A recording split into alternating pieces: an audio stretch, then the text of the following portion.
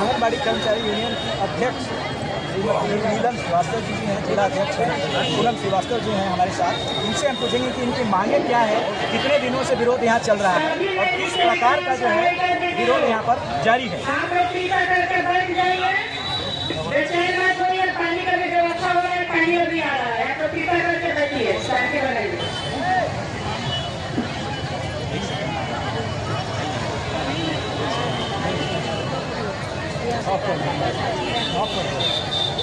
नमस्कार, सभी माताओं बहनों से मेरा विनम्र निवेदन है कि थोड़ी शांति बनाए रखें। मीडिया के काम में थोड़ी बाधा आ रही है। देखिए, हम लोग यहाँ खड़े हैं आपकी आवाज़ की गूंज को सरकार तक पहुँचाने के लिए, तो थोड़ा सा आप लोग सहयोग करें, थोड़ा सा शांति बनाए रखें। धन्यवाद। मैडम, ये बताइए कि आपकी मांगे जो हैं वो क्या मांगे हैं, महत्वपूर्ण मांगे जो 10 सूत्री आपकी मांगे हैं वो क्या हैं और कितने दिनों से ये धरना चल रहा है, आपका संघर्ष किस प्रकार जो है चल रहा है? हम लोग तो 29 तारीख से हड़ताल पर बैठे हुए हैं। 15 दिन का हम लोग को हड़ताल था, उसके बाद हम लोग को 6 दिन का जिला में हड़ताल और 6 दिन के बाद हम लोग को पटना समय के अभाव के चलते और इसी बीच विधानसभा का बैठक शुरू हो गया, जिसके चलते हम लोग को अपने समय में परिवर्तन करना पड़ा। जो हम लोगों का 20 के बाद था उसको हम लोग 6 से 10 किए और यहाँ के बाद हम लोग 7 तारीख से लेकर 10 तारीख तक पटना में बैठेंगे। सरकार से हमारी मेन 2 मांगे हैं जिस पर ज़्यादा हम लोग फोकस कर रहे हैं। हम लोग का पहला मांग है कि सरकार हम लोग को सरकारी कर्मचारी का दर्जा दे और जब तक हम लोग को सरकारी कर्मचारी की दर्जा नहीं देती है तो हमारी सेविका बहन को 25,000 और सहायिका बहन को 18,000 मानदेय दे और नहीं तो हम लोग को मानदेय नहीं देने पैसा। मेन हम लोग को 2 मांगे ही है, इसके अलावा हम लोग को 3 मांगे और है जिसका कोई मतलब हम लोग माने नहीं रखते हैं। अगर इन 2 मांगों पर भी सरकार खड़ी नहीं करती है तो हम अब 1 महीना 5 दिन से धरातल पर बैठे हुए हैं, आगे भी बैठेंगे चाहे जितना दिन तक हम लोग को बैठना पड़े। अगर सरकार मेरी मांगों को मान लेती है तो हम अपने हड़ताल को समाप्त कर देंगे। इसी बीच हम लोगों को 5 बैठक हुआ, कैबिनेट का 5 बैठक हम लोग को साथ हुआ तो सरकार इतनी न हम लोग से डर गई है, इतनी घबरा गई है कि सरकार बार बार हम लोग से रिक्वेस्ट करती है कि आप लोग हड़ताल तोड़िए, हम लोग आपको मांगों को मानेंगे। इससे पहले 11 मार्च को हम लोग को पब्लिक के साथ बैठक हुआ था, उसमें सरकार यही बोली थी कि आप लोग हड़ताल समाप्त कीजिए, हम आप लोग को मांग को पूरा करेंगे।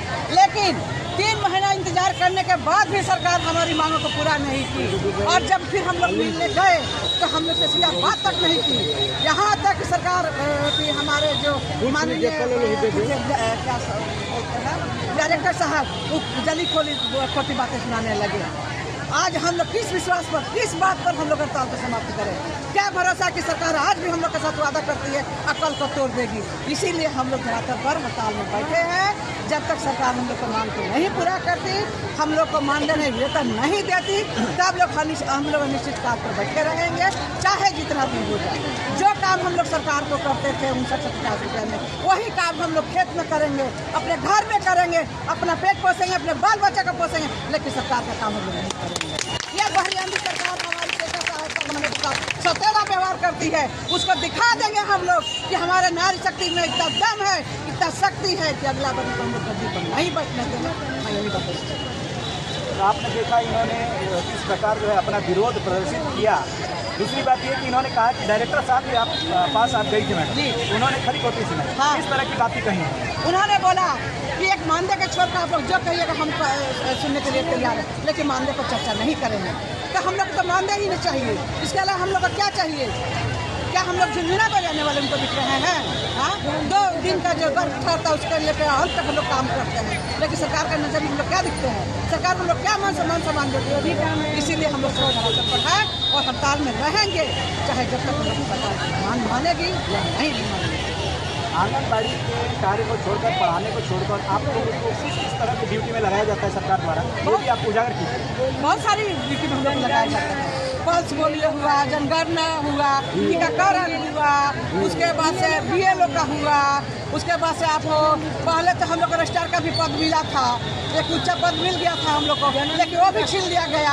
आज जन्म प्रमाण पर, जन्म और मृत्यु पर हम लोग को सिग्नेचर जबरदस्ती करवाया गया इत्यादि। कितना काम अब गिनवाइएगा हम लोग से? हम आने वाली सरकार सबसे ज़्यादा काम करती हैं।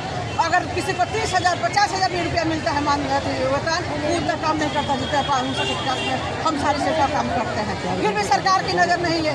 4 घंटे का लगन हम लोग की सरकार 8 घंटे 12 घंटे काम करवाती है। 5950 रुपया में हमारा पति खटता है, हमारा बेटा खटता है, हमारी बेटी खटती है। हम लोग 12 बजे तक काम करते हैं, लेकिन सरकार हम लोग को नजर नहीं रखती है। तो इस आंधी वाली सरकार को इस बार हम लोग दिखा देंगे कि हम नारी शक्ति में इतना एकता है, इतनी हम लोग में शक्ति है कि सरकार को तकलीफ उतार देंगे। एक नारी अगर लंका को जला सकती है तो हम इतनी सारी सरकार बहने चाहेंगे तो हम लोग कुछ भी कर सकते हैं। बहुत बहुत धन्यवाद आपका समय देने के लिए। ये थी आंगनबाड़ी यूनियन की जिला अध्यक्ष पूनम श्रीवास्तव जी।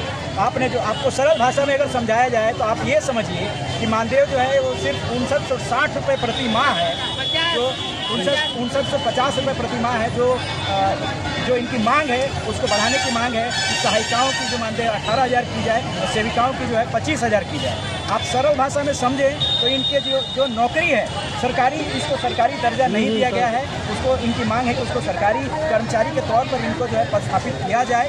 दूसरी बात कि इनके नौकरी खत्म होने के बाद कोई रिटायरमेंट प्लान सरकार द्वारा नहीं है, यानी कि इनको पीएफ पीपीएफ किसी तरह की सुविधा नहीं मिलती, यानी कि आप नौकरी कीजिए और घर जाइए और आप अपना बुढ़ापा जो है आपका असुरक्षित है।